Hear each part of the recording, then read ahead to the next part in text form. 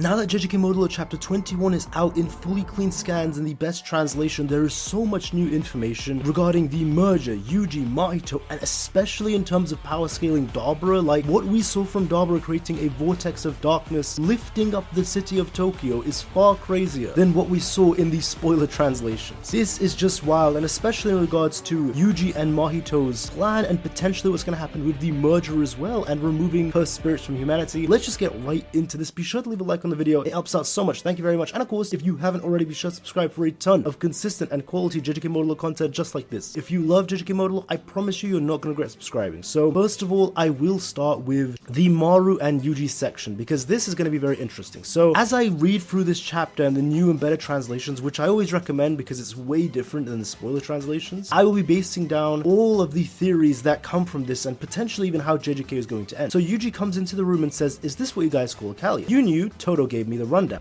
And of course, in the next page, this is the oldest Kalyan in the now next to the Lemillion's mothership. Yuji asks why he was called here, and Maru says, "My technique found you to be a suitable candidate. By using the power of Tsurugi and Yuka's grandfather, the Muru of the now next, through my and his, which is Mahito, curse technique, I'd like to create a harmony between Earthlings and Sumerians." Basically, this is going to, as crazy as this sounds, almost forcefully create peace. I mean, I don't know exactly what this entails, creating a harmony. Either A, he's just going to remove cursed spirits and that's what's going to create peace, that might be the solution, or B, some even are interpreting this that's going to be like a hypnosis or mind control to alter the harmony people have between each other, which, if it is the second option, is utterly insane. Like I keep saying, the greatest technique in all of Jujutsu Kaisen is the chaos and harmony. You can literally put Shrine, Blood Manipulation, Six Eyes Infinity, combine them all together, and they are not even close on the level of chaos and harmony. Not in terms of a power scaling sense, a technique isn't just all power scaling. If we're ranking techniques on like what's suitable for combat, okay, harmony and chaos is probably like top 10 but not top 5. But it's more so its insane utility and things it can do. I mean, the technique's range affects the whole planet, so all 50,000 of the aliens can speak to billions of humans and all can communicate and understand each other, all through the person of just Maru. Like, Maru alone is doing that, not even related to the Muru minerals. And I mean, literally, their technique has a universal range where it stretched out across the universe and found planet Earth through harmony. It's insane. I mean, it literally affected the whole planet, and he just now found of his technique Mahito in the afterlife, which is a crazy implication. The technique reaches the afterlife, and he also found Yuji as well. So definitely the most special grade of all special grades techniques I've ever seen in my life. But basically, Maru needs Yuji as a representative to see all this, and Yuji says, "Harmony, speak plainly." And Maru reveals the true plan. "I'd like to create a world where cursed spirits are born," and a very awesome page where Yuji says that was the sole focus of someone who looked after my older brother. Very cool, he refers to Cho, so even 68 years as older brother, and he's talking about Yuki here as he gives Yuki's soul. He says, "I'm it." Maru says we need to speak to him first. He's also one of the keys to achieving harmony, his technique. And this is the craziest part. Maru says this room, this is the path every cursed spirit on Earth passes through. He happens to be a resident here, I think. Basically, this is literally the cursed realm. I don't know how, but they have a room that has access to the cursed realm. As they step in, Yuji laughs, saying, "Haha, now that's a nostalgic face, an old face." And Mahito says, "Itadori Yuji, you stubborn ass. I've been waiting for you to die all this time because unless you die, I can't." Probably he's gonna say reincarnate. And Mahito looks happy. "You sure took your time, huh? Hey, tell me, how'd you die? Wait, you're not dead." He realizes he's alive because he can see the soul of things. And Yuji says he's very much alive and he's here on someone else's request. Mahito freaks out and is terrified, saying, "Wait, what? Why the hell have I been here all this time?"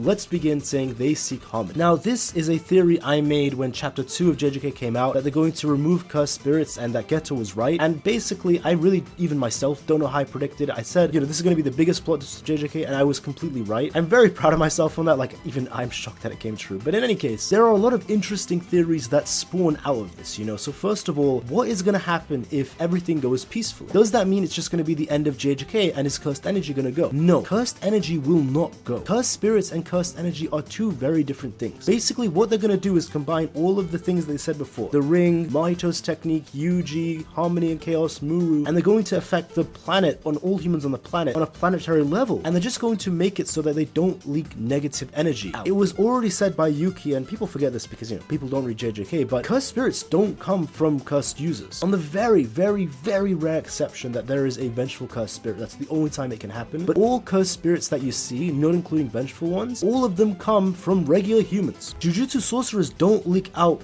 negative energy, basically cursed energy, but regular humans all have a tiny trace amount of it, and they leak it out because they can't control their own. That is the whole reason why Geto wanted to kill every human or all non-sorcerers, because if he did that, then cursed spirits wouldn't be born anymore. So what they're basically going to do is affect all humans on the planet and basically just remove their ability to leak out cursed energy or trace amounts of negative energy. Thus, cursed spirits will no longer be born. And this is important to say, that's not connected to cursed energy and cursed techniques. I really have to say that because we literally have the aliens' home planet where they don't leak out negative energy like humans do, and they're completely fine. They have no cursed spirits and they still have techniques and stuff. And does this mean Jujutsu Kaisen is going to end? Absolutely not. As a matter of fact, I think this is going to take Jujutsu Kaisen to a completely new series and a new level, and that is something I'm going to talk about in a video tomorrow explaining part 2 of JJK and why it's coming. So again, do be sure to subscribe so you don't miss that video, and if you've been enjoying the video, be sure to leave a like, it does help out. But to continue with this, some people are beginning to think, what happens if this all goes haywire? Now, personally, I don't think that's going to happen. I think this is all going to go very smoothly, just considering the fact that we only have a few chapters left for all of Modulo and then it's ending. It would just be insane to me how they're going to stretch in a whole new arc and new events in these last 5-6 chapters. Like, that would just be nuts to me. So that's why I think it's going to go smoothly. But some people think because Mahito's involvement here and his technique is going to be important, what if he actually does something to all of the humans? And this leads into so many possibilities. Like, what if he starts the merger? What if he actually, connected to all the humans and having the resources for it, just forcefully creates the merger or something? It's an interesting theory. I like it, but again, I just don't see it happening considering JJK is going to end soon. There's even more interesting theories. What if Iori is involved? We know that there is a potential connection between Iori and Mahito, though it looks very unlikely now, since now we know that Yuji was looking for, or I guess today Mahito was looking for Yuji, so it doesn't seem like they have a connection. But maybe Iori might be a pivotal role in part 2 of JJK, even with the aftermath of what's going to happen here. We know Iori is going to be an important character because he was introduced and there is going to be more to him, but just probably in part 2 of JJK. Another interesting idea is people are saying, what if Yuji does something evil or sinister? I don't think that's going to be the case. It does seem like Yuji still has his goofy, happy-go-lucky character, so I don't think Yuji is going to just turn out to be evil and say, Kenjaku was right, it's time we start the merger. Like, I get it, you know, but he's not evil, he's not a deranged maniac, so he's not going to do that. In any and all case, I do think this is really cool, especially with Mahito being terrified of Yuji, literally paralleling how Mahito's on the floor, exactly how Yuji was looking at him during the Shibuya incident. And now for the second part of the video, I really want to talk about Dabura's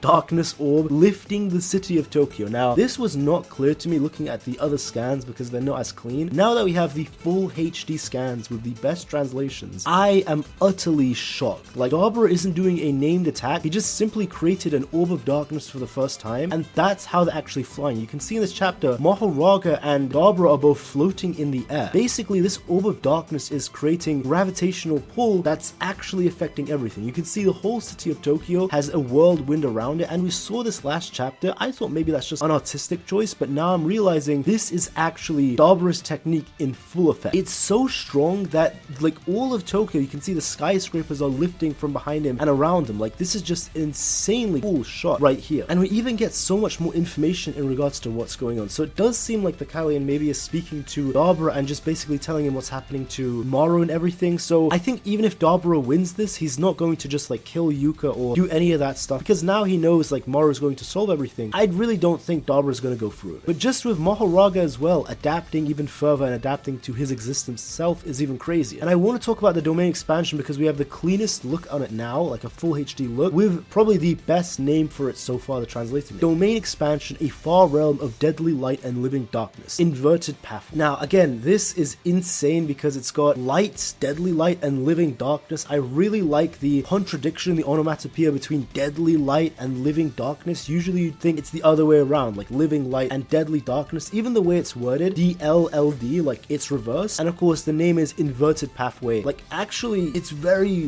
beautifully worded. Like it's actually very, very cool. And we can even see like the domain itself, it's insane how it looks, like genuinely. Even it sort of looks like coffins. I know it's not coffins, but it just kind of looks like that. And the whole thing is just utterly tripping. And I really feel bad for Mahoraga because he truly is going to get dusted right here. But honest to God, like Dabura has just elevated to such a level where I don't even ever want to hear Gojo and Sukuna be compared to this guy ever again. With his base technique, running at sublight speed, insta-blitz anyone, light speed kicks, with his reverse technique, he has gravitational pull lifting up cities and skyscrapers, creating a vortex around Tokyo City. Like just activating a simple orb of darkness, not even a named attack. Like Gojo's strongest attack, Hollow Purple, wasn't even on this level, and that's Gojo's like final move. And Dabura just like with simple moving at sublight speed speed or bringing an orb of darkness is doing the same. Like, the size comparison of Fuga or Sukuna's domain, it's not even comparable to like Yuji's dismantle, base dismantle, and then we see the stuff Dabura is doing, which is even bigger. Yeah, I mean, Gojo and Sukuna just got power creep so hard. Like, whether you think that's good or bad, that's something you should criticize Gege for if you think that. I'm completely fine with it, and I think it makes sense, like, as the series progresses, characters are gonna get power crept and overshadowed. But still, I really do like this chapter. I really am excited to see more of Modulo, and especially the story after Modulo, which will be my next video. So let me know what you think in the comments down below. Be sure to leave a like on the video if you did enjoy. It does help out so much. Thank you very much. And of course, if you haven't already, be sure to subscribe for a ton of consistent and quality JJK Modulo content like this. Like I said in the intro, if you love JJK Modulo, I promise, I assure you, you're not gonna regret subscribing. I make videos every day. But hey, that's me, Dio Breeze. Have a great day, guys, and take care.